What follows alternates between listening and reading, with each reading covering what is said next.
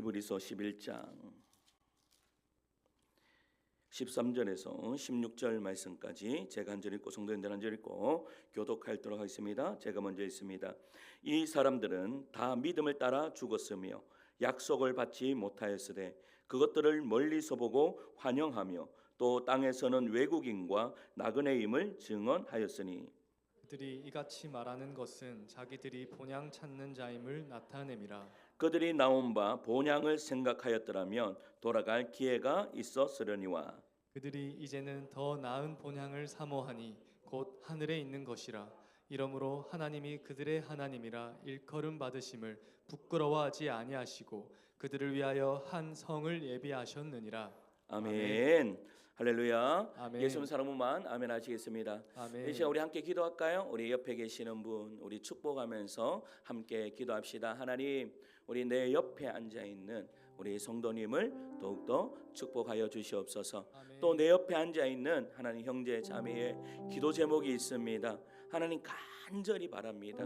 내 기도 제목보다 내 형제 자매의 기도 제목이 하나님 기도 제목을 먼저 응답하여 주시옵소서. 축복하여 주시옵소서. 아멘. 은혜 받고 돌아가게 하여 주시옵소서라고 이 시간 우리 함께 축복하며 기도하며 나갑니다. 기도하겠습니다. 사랑과 은혜가 무한하신 아버지 하나님, 우리 축복의 자리 챌린지를 통하여서 내 앞에 앉아있는 하나님 형제 자매를 축복하며 나아갑니다. 아버지 하나님, 내가 가지고 있는 그 어떤 축복보다 더 많은 축복이 하나님 내 옆에 있는 형제 자매에게, 우리 권사님에게, 지사님에게 하나님 부어지는 은혜의 역사가 이루어질 수 있도록 주님 함께하여 주시옵소서. 아버지 하나님, 내 기도 제목보다 내 옆에 있는 형제 자매의 기도 제목이 아버지 먼저 응답하여 주시고 아버지 먼저 더 축복하여 주시고 은혜 허락하여 주시옵소서. 아버지 하나님, 축복의 자리 챌린지를 통하여서 아버지 하나님 정말로 이 축복이 고스란히 흘러가게 하여 주시고 우리 모든 성도들의 삶 가운데 하나님 축복된 삶이 우리 성도들의 삶 될 수 있도록 주여 역사여 주시옵소서. 우리 한 사람 한 사람을 축복하여 주실 줄 믿습니다. 주님 함께하여 주시옵소서. 이 모든 말씀 감사드리오며 사랑이 많으신 우리 구주 예수 그리스도 이름으로 기도드리옵나이다. 아멘. 우리 옆에 계신 분 축복하면서 우리 사랑합니다 축복합니다. 오늘 인사하도록 하겠습니다. 사랑합니다 축복합니다. 야, 우리 안아주셔도 좋습니다. 안아주시면서 남자는 남자끼리 여자는 여자끼리, 근데 미래가 보장돼 있으면 안아주셔도 됩니다. 사람에게는요 이상한 그리움이 있습니다. 저도 그런 그리움이 있는데 어린 시절 살던 동네가요 문득문득 생각날 때가 있습니다. 학교 운동장이 생각날 때도 있고 친구와 뛰놀던 골목이 생각날 때도 있습니다. 어머니가 차려주시던 밥상이 생각날 때도 있습니다. 그래서 우리는 종종 이런 말을 하죠. 한번 가보고 싶다. 그런데 신기한 것은요 막상 가보면 너무나 많이 변해 있다라는 것입니다. 동네도 변해 있습니다. 그리고 사람도 변해 있습니다. 풍경도 변해 있습니다. 그런데도 여전히 그립습니다. 왜 그렇습니까? 여러분, 왜 그렇죠? 고향은 단순한 장소가 아니기 때문입니다. 그곳에는 내 삶이 있었고 사랑이 있었고 추억이 있었고 그리고 안식이 있었기 때문입니다. 그런데 더 깊이 생각해 보면요, 사람은 단순히 옛 고향만 그리워하는 그러한 존재가 아니다라는 겁니다. 설명하기 어려운 그리움이 있습니다. 모든 것을 다 가져도 채워지지 않는 그리움이 있습니다. 집을 사도 그립고요, 성공해도 남아 있습니다. 돈을 벌어도 남아 있습니다. 왜 그렇습니까? 여러분, 성경은 아담 이후 인간의 본향을 잃어버렸다라고 말하고 있기 때문입니다. 그러니까 고향을 잃어버렸는 거예요. 에덴을 잃어버렸습니다. 천국을 잃어버렸다라는 것이죠. 하나님과의 그 친밀함을 잃어버렸다라는 겁니다. 그 이후 인간은요 계속 무엇인가를 찾습니다. 무엇을 찾죠? 행복을 찾아다닙니다. 행복을. 그래서 그 행복을 찾아다니고 사랑을 찾아다니고 성공을 찾아다닙니다. 그런데 이상하게도 그것을 얻었다고 생각함에도 불구하고 마음 한 구석에는요 여전히 허전함이 남겨져 있는 것이 우리 인간입니다. 왜 그렇습니까? 이 땅의 어떤 것도 우리의 영혼 가장 깊은 그 갈망을 완전히 채워지지 못하기 때문입니다. 그래서 믿음의 사람들은요, 시선을 땅에 두지 않습니다. 믿음이 생기고 난 후부터 그들의 시선이 어디로 가 있는가 하면 바로 하늘로 향하게 된다라는 사실이죠. 그래서 오늘 본문에 등장하는 이 믿음의 사람들도 마찬가지라는 사실입니다. 아브라함도 이삭도 야곱도 모세도 모두 여러분 하늘나라 본향을 그리워했다는데 우리가 초점을 맞출 수 있습니다. 그런데 그들은 땅의 고향보다 더 나은 본향을 사모했다라고 본문은 이야기합니다. 하늘에 있는 본향을 바라보며 살았습니다. 우리가 오늘부터요, 우리가 12주 동안 아주 특별한 여행을 시작하려 합니다. 이 존 버년의 철로 역정과 함께 순례의 길을 떠나보내려고 합니다. 이 철로 역정은요, 1678년 영국에서 출판된 책입니다. 전 세계에서 성경 다음으로 많이 팔린 기독교 고전입니다. 원래 제목은요 좀 더 깁니다. 어떠한 제목인가 하면 이 세상에서 장차 올 세상까지 가는 순례의 여정입니다. 더 쉽게 이야기하면 하나님이 계신 고향을 찾아가는 순례의 여정이라는 말입니다.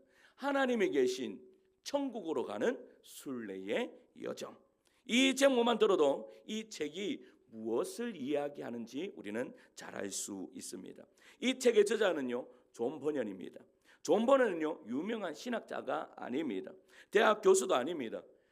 가난한 땜쟁이였습니다. 땜쟁이의 아들이었고 땜쟁이였습니다. 그러나 하나님은요, 하나님을 만난 후부터 복음을 전하기 시작합니다. 문제는요, 이 당시의 영국은 이 종교가 국교회였습니다. 지금은 더 쉽게 이야기하면 성공회였습니다.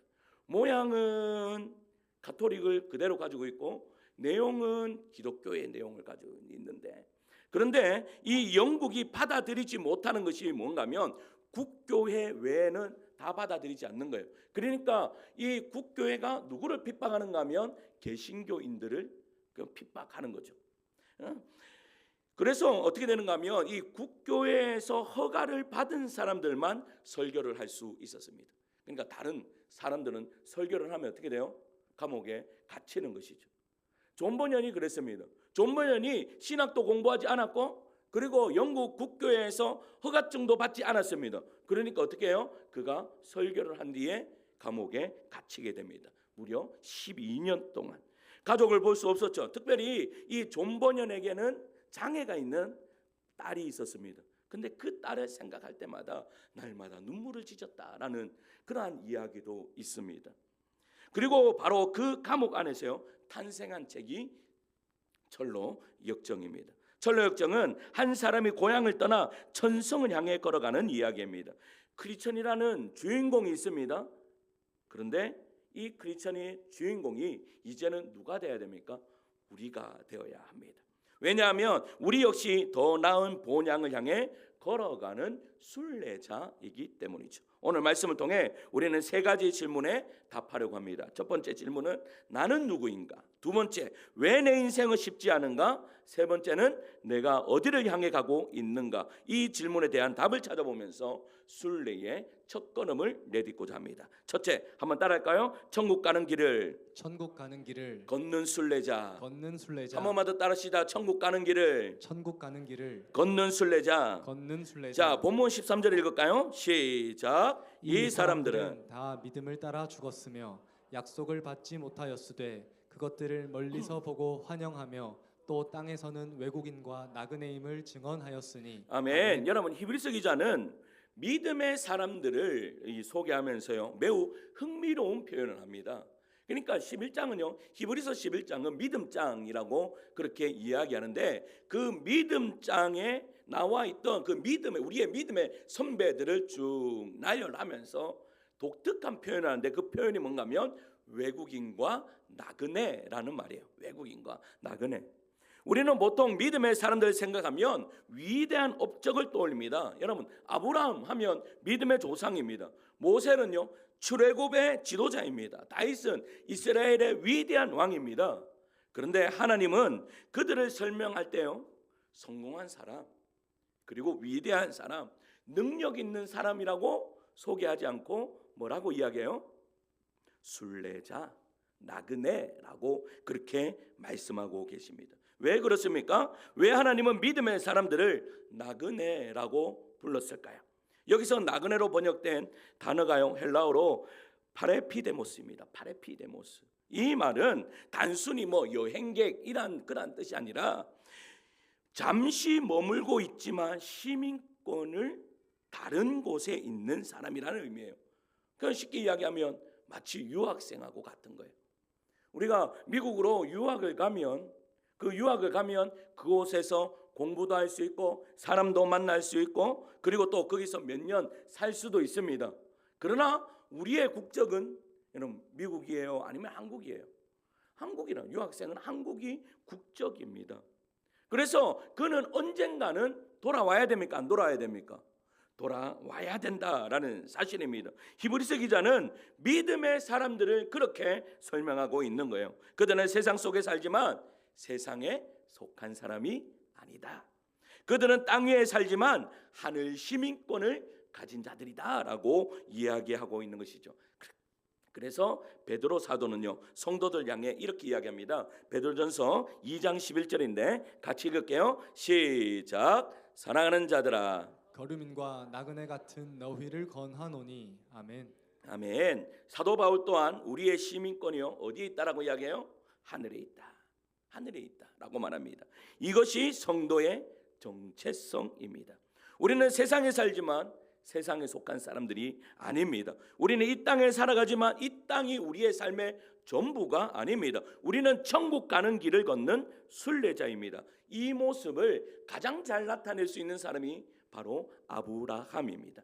아브라함 창세기 12장 1절에 보면 하나님께서 아브라함을 부르십니다. 우리 창세기 11장 1절 읽을까요? 시작. 여호와께서 아브라함에게 이르시되 너는 너의 고향과 친척과 아버지의 집을 떠나 내가 내게 보여줄 땅으로 가라. 아멘. 여러분 생각해 보십시오. 하나님께서요 어디로 가라 목적지를 이야기해 주셨어요? 안 해주셨어요? 아브라함에게 이야기해 주시지 않았어요? 여러분 지도도 주지 않았습니다. 뭐요 이주 계획서도 주지 않으셨어요? 그저 어떻게 하라고요? 떠나라 라고 그렇게 말씀하시는 거죠. 그런데 아브라함은 어떻게 합니까? 떠납니다. 왜 떠납니까?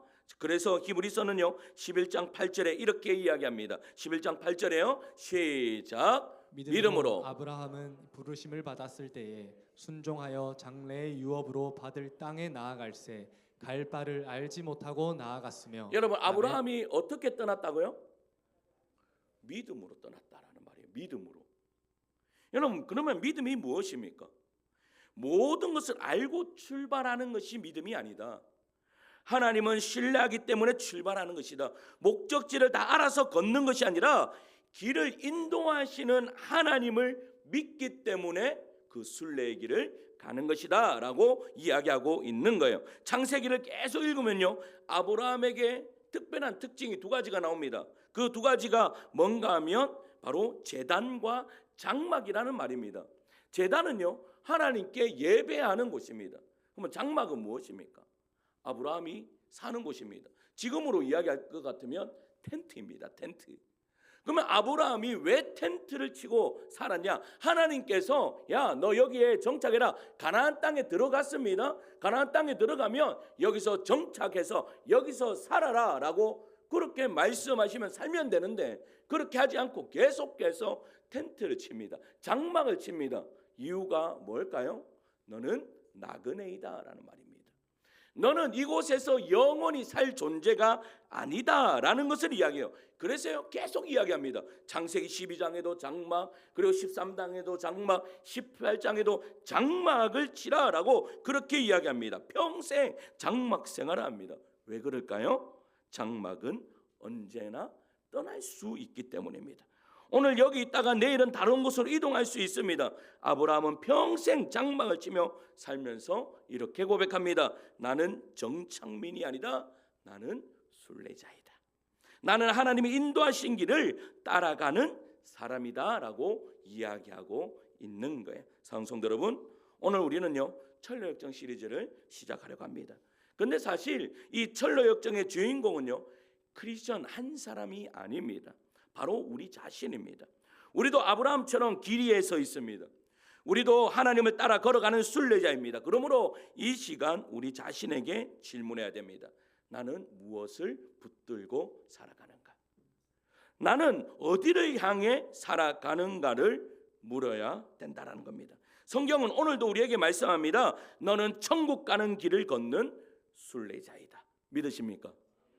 우리는 천국 가는 길을 걷는 순례자인 거예요. 우리 옆에 계시는 분에게 이렇게 이야기할까요? 당신은 천국 가는 길을 걷는 순례자입니다 라고 이야기할까요? 순례자 맞습니까? 네. 순례자는 여러분 여행을 떠나보면 순례 처음 딱 가다 보면 어려움이 있습니까? 없습니까? 있습니다. 그래서 둘째 한번 따라할까요? 천국 가는 길에서 만난 시험들. 여러분 천국 가는 길을 걷다 보면요, 여러분 평탄하면 얼마나 좋겠습니까? 근데 거기에도 뭐예요? 시험이 있다라는 겁니다. 오히려 성경은 자세히 읽어보면 믿음의 사람들의 삶은 생각보다 훨씬 험난하다라는 것을 보여줍니다. 히브리서 11장에 등장하는 믿음의 사람들을 보십시오. 아브라함은요 약속을 75세의 약속을 받습니다. 너에게 자녀를 줄 것이다. 하늘을 봐라. 하늘의 별과 같이 너에게 후손을 줄 것이고 바다의 모래알 같이 그렇게 너의 자손을 줄 것이다. 그런데 25년을 기다려서 그 이삭이라는 아들을 낳습니다. 여러분 25년 기다린다고 이야기하면 어떤 마음이 들까요? 하나님이 정말 말씀하신 건 맞을까?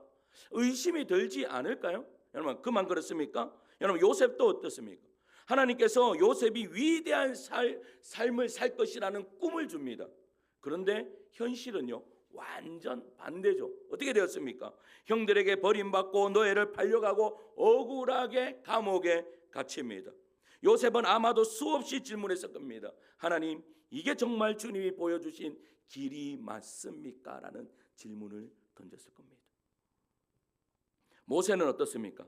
노예로 살고 있는 이스라엘 백성들을요 출애굽시킨 영웅이었습니다. 그러나 출애굽 전에요 40년 동안 그냥 양치는 사람이었습니다. 40년 동안 어떻게 해요? 훈련을 받은 사람입니다. 다윗도 마찬가지입니다. 다윗은요 여러분 어렸을 때 이미 왕이 될 것이라는 기름을 부음받은 그러한 사람입니다. 그런데 어떻게 되었습니까? 정작 장인어른에게 사울 왕에게 여러분 쫓겨서 여러분 그 굴 속에 살던 인생이 다윗의 인생입니다. 왕이 되었습니다. 왕이 되었으면 평탄할 줄 알았는데 자기 아들 압살롬이 반역을 일으켜서 그 아들을 피해서 또 도망간 인생이 다윗이다라는 사실입니다. 그래서 다윗이요 이렇게 고백하는 거예요. 시편 3편 1, 2절 말씀입니다. 같이 읽을까요? 앞에 보시고 시작. 여호와여 어느 때까지니까. 다시요. 시작. 여호와여 나의 대적이 어찌 그리 많은지요. 일어나 나를 치는 자가 많으니이다. 많은 사람이 나를 대적하여 말하기를 그는 하나님께 구원을 받지 못한다 하나이다. 여러분 나의 대적이 어찌 이렇게 많은지요. 여러분 기름 부은 후입니다. 그런데 나의 대적이 그렇게 많대요. 그리고 또 13편 1절에 이렇게 이야기합니다. 같이 읽을까요? 시작. 여호와여 어느 때까지니까 나를 영원히 잊으시나이까. 주의 얼굴을 나에게서 어느 때까지 숨기시겠나이까. 여러분 보세요. 믿음의 사람도 질문합니다. 믿음의 사람도 흔들립니다. 믿음의 사람도 눈물 흘립니다. 그러나 중요한 것은 그들이 고난을 만났다는 사실이 아닙니다. 뭐예요? 여러분 고난이 중요한 것이 아니라 그 고난 속에서 함께 하시는 하나님을 누가 봤어요? 아브라함도 봤고 여러분 요셉도 봤고 그리고 뭐예요? 모세도 봤고 그 또 누구예요? 다윗도 봤다라는 사실입니다. 사랑하는 성도 여러분, 우리는 종종 착각합니다. 하나님을 잘 믿으면 어려움이 없어야 하는 것 아닌가? 여러분 하나님께 순종하면 모든 일이 잘 풀려야 하는 것 아닌가? 그러나 성경은 그렇게 이야기하지 않습니다. 예수님께서 오히려 이렇게 말씀하시는 거예요. 요한복음 16장 33절 읽을까요? 세상에서는 시작. 세상에서는 너희가 환난을 당하나 담대하라 내가 세상을 이기었노라. 아멘. 여러분, 주님이요 환난이 없다라고 이야기하지 않아요. 환난 가운데서도 담대하라라고 그렇게 말씀하시죠. 왜냐하면 환난은 순례자의 길에서 이상한 일이 아니기 때문입니다. 생각해 보십시오. 여러분, 금을 정련하는 것, 금을 여러분 더 좋은 금으로 만들기 위해서는 불이 필요합니다. 여러분, 운동선수가 강해지기 위해서는 반드시 훈련이 필요합니다. 운동선수도 보세요. 피나는 노력을 합니다. 피나는 노력. 여러분, 나무가 깊이 뿌리를 내리기 위해서는 바람이 필요합니다. 마찬가지로 하나님께서는 우리의 믿음을 자라게 하시기 위해 때로는 시험을 허락하신다라는 사실입니다. 야고보 사도는요 이렇게 말합니다. 야고보서 1장 3절입니다. 같이 읽을까요? 시작. 너희 믿음의 시련이 인내를 만들어내는 줄 너희가 알미라. 아멘. 여러분, 하나님은 시험을 통해 우리를 버리시는 것이 아니라 오히려 우리를 빚어가신다. 할렐루야. 흥미롭게도 앞으로 우리가 함께 읽게 될 천로역정도 바로 이 사실을 보여줍니다. 놀라운 것은요, 순례자 크리스천이 길을 떠나자마자 어려움을 만납니다. 우리는 생각하죠. 여러분, 우리의 순례의 길을 가면 평탄해질 거라고 생각합니다. 그런데 순례의 길을 가자마자 어떤 일이 벌어지는가 하면 절망의 늪이 기다리고 있다라는 겁니다. 허우적거립니다. 앞으로 나아가지 못합니다. 함께 길을 가던 사람은 그 비난하며 돌아가 버립니다. 얼마나 낙심되겠습니까? 그런데 존 버넷은요 우리에게 중요한 사실을 가르쳐 줍니다. 그게 뭔가 하면 절망의 늪이 길의 끝이 아니다라는 겁니다. 우리들도 마찬가지입니다. 여러분, 우리는 고난을 받으면 어떻게 해요? 그 고난이 끝이라고 생각될 때가 많습니다. 어떠한 일이 잘 풀리지 않으면 이것이 끝이라고 생각될 때가 있습니다. 우리 결혼하지 않는 이 청년들 보면요, 이 정말로 좋아하는 자매가 생기고 정말로 좋아하는 이 남자친구가 생기면 여러분 헤어질 때 보면 온 세상이 끝났는 것처럼 생각할 때가 많습니다. 근데 봐요, 지금도요 우리 청년들은 별로 안 웃는데 우리 어른들은 다 웃습니다. 왜냐? 그것이 끝이 아니라는 것을 알거든요. 그런데 여러분 보세요. 그런데 우리도 여러분 결혼하신 분들도 어떻습니까? 예전에 내가 좋아하는 남자친구, 내가 좋아하는 여자친구하고 헤어지면 어떻게 합니까? 세상이 뭐 다 끝났는 것처럼 그렇게 식음을 전폐할 때가 있다라는 사실이죠. 우리의 인생의 문제도 마찬가지입니다.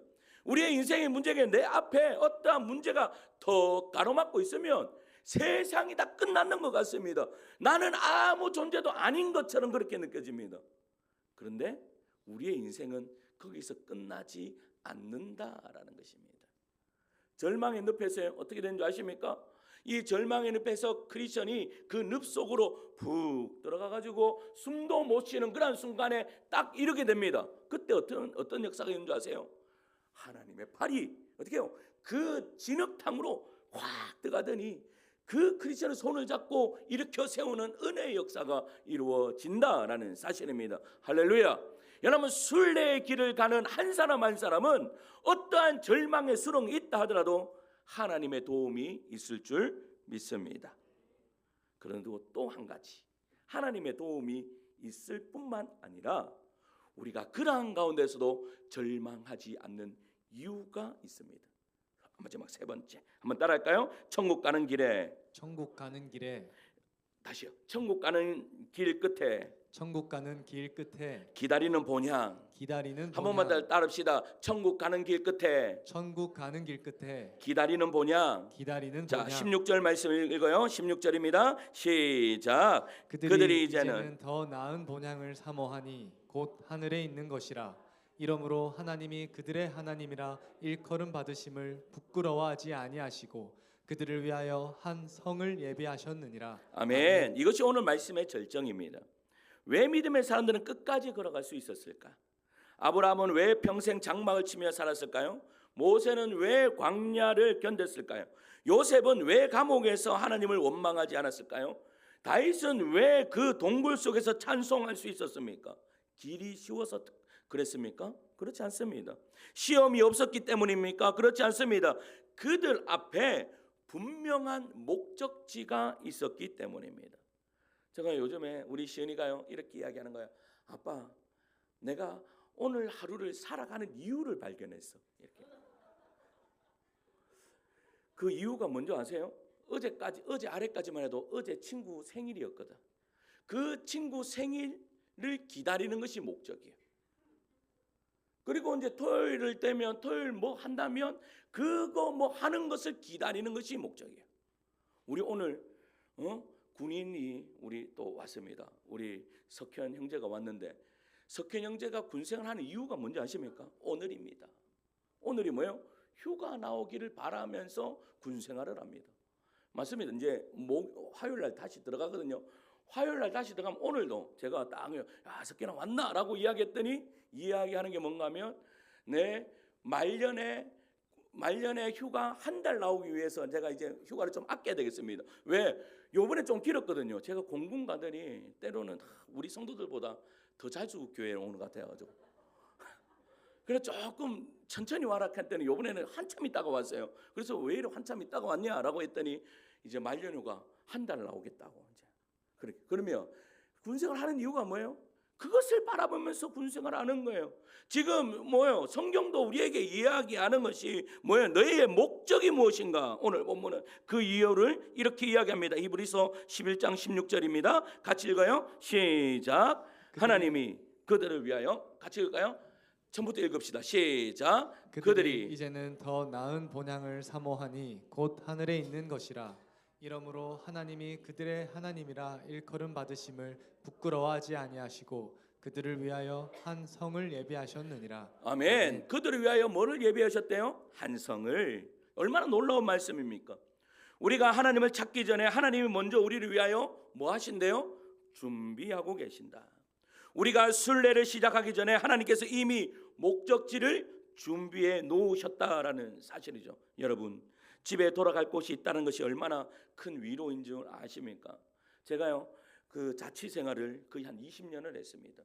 20년을 하는데 어디에 살았는가 하면 제일 처음에 제가 그 자취 생활을 했던 곳이 그 김천시 황금동 정말로 얼마나 허름한 집이었는가 하면 꼭대기까지 막 올라가야 되는 그 집에 정말 거기에서요 낮잠만 자면 가위가 눌렸던 얼마나 음침하고 왜 싼 데서 살려고 하니까 음침하고 습하고 모든 악조건은 다 가지고 있었던 그래서요 그런데 딱 시간이 지나고 보니까요 와 그러다가 원룸에 들어가니까 와 천국에 왔는 것인 줄 알았습니다.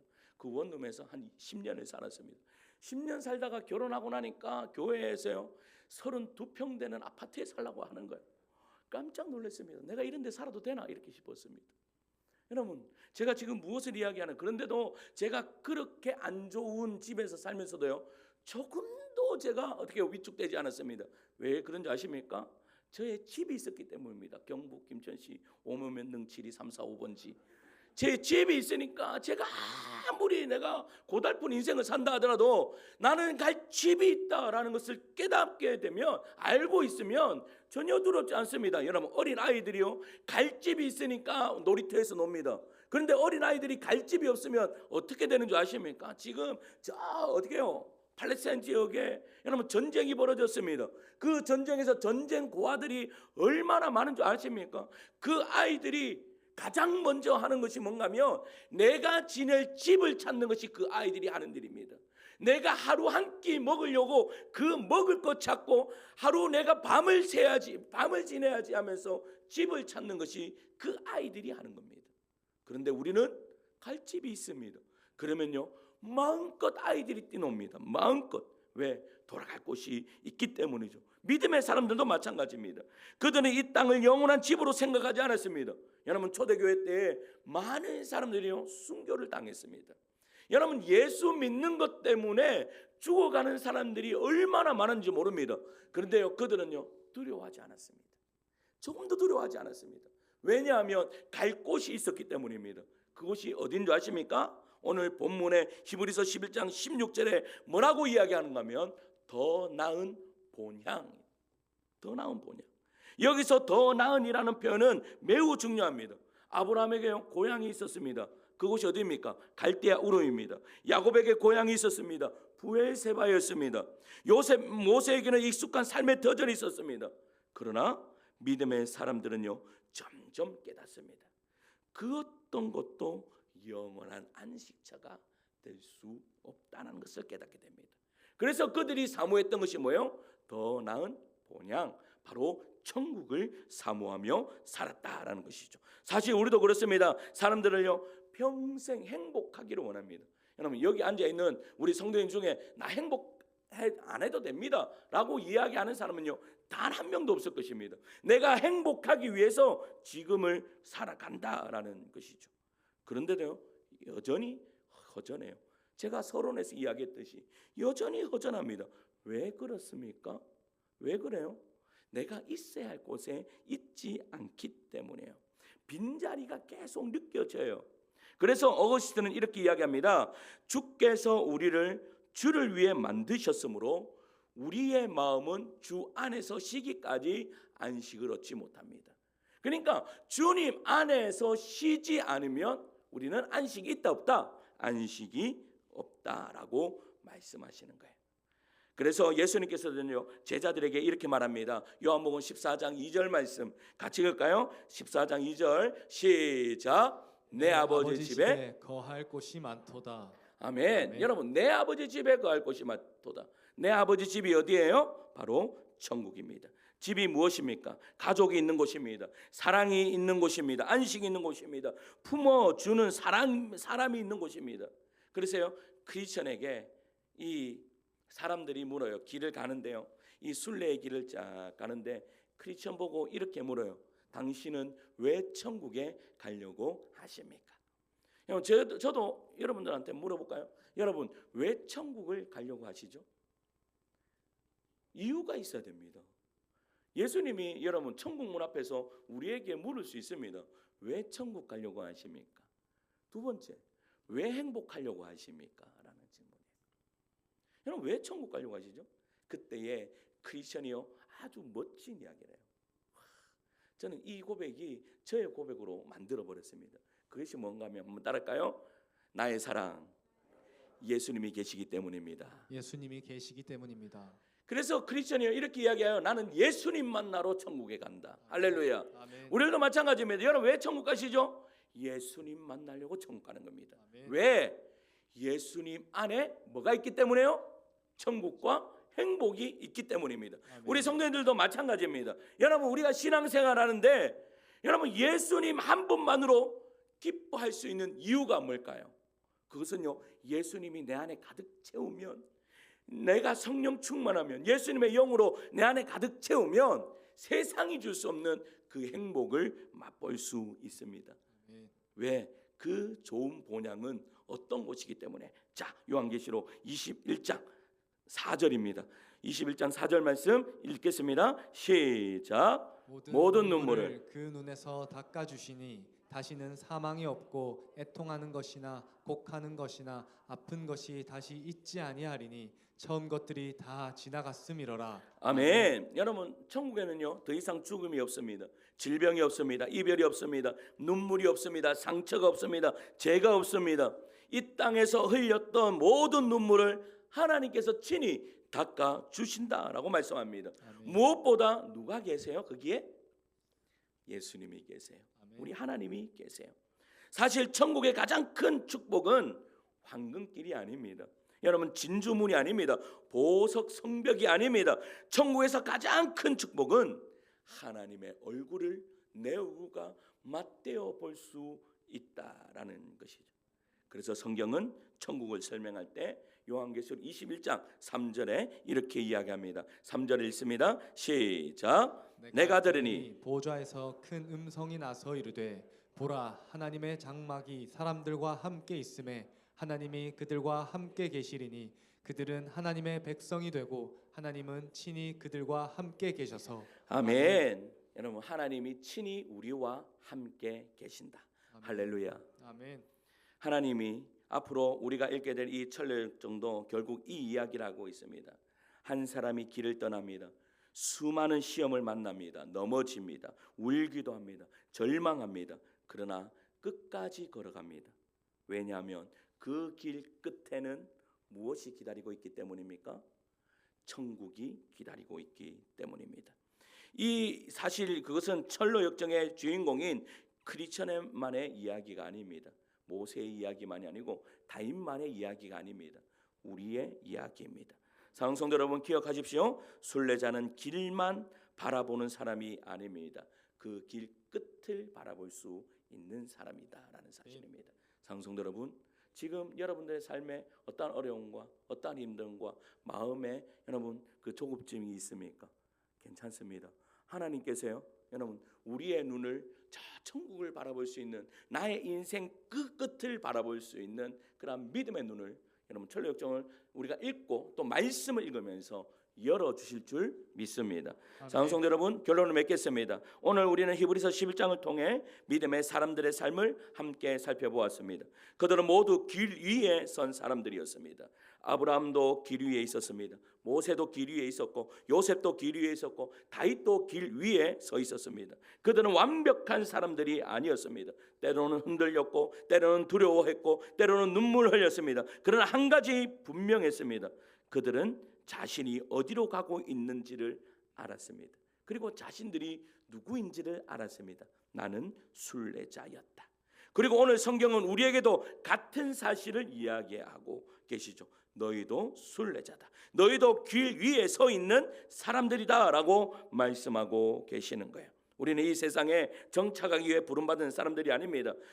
우리는 하나님께서 예비하신 더 나은 본향을 향해 걸어가는 사람들이죠. 그래서요, 여러분 참고 견디다 보면 언젠가 여러분 나도 모르게 그 천국 문 앞에 서 있는 나를 발견하게 될 것입니다. 사랑하는 성도 여러분, 다음 주부터 우리는요 철로역정이라는 책을 통해 이 순례의 길을 함께 걸어가려고 합니다. 다음 주 우리는 멸망의 도시를 떠나는 한 사람을 만나게 될 것입니다. 그의 이름이 크리스천입니다. 그는 자신의 등에 무거운 짐을 지고 길을 떠납니다. 그런데 사실 그 이야기가 낯선 이야기가 아니죠. 우리의 이야기입니다. 우리 역시 죄의 짐을 지고 살아고, 우리 역시 하나님의 부르심을 받았고, 우리 역시 더 나은 본향을 향하여 걸어가는 사람들이기 때문입니다. 앞으로 12주 동안 우리는 함께 웃기도 하고, 그리고 함께 도전받기도 하고, 때로는 우리의 모습을 발견하며 회개하기도 할 것입니다. 그리고 그 순례의 길 끝에서 하나님께서 준비하신 본향, 바로 천국을 경험하게 될 것입니다. 그러므로 사랑하는 성도 여러분, 이 순례의 길을 함께 걸어갑시다.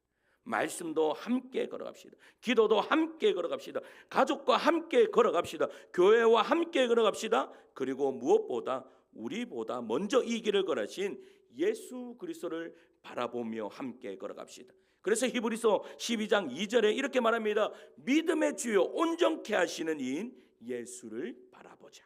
순례자의 눈은요 세상을 향하여 있지 않습니다. 순례자의 눈은 목적지를 향합니다. 순례자의 눈은 본향을 향합니다. 순례자의 눈은 예수님을 향합니다.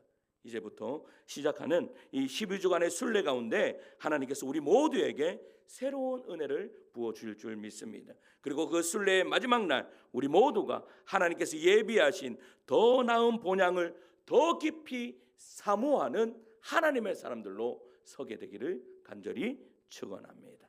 할렐루야. 우리 옆에 계신 분과 한 번만 더 이렇게 이야기합시다. 당신은 순례자입니다.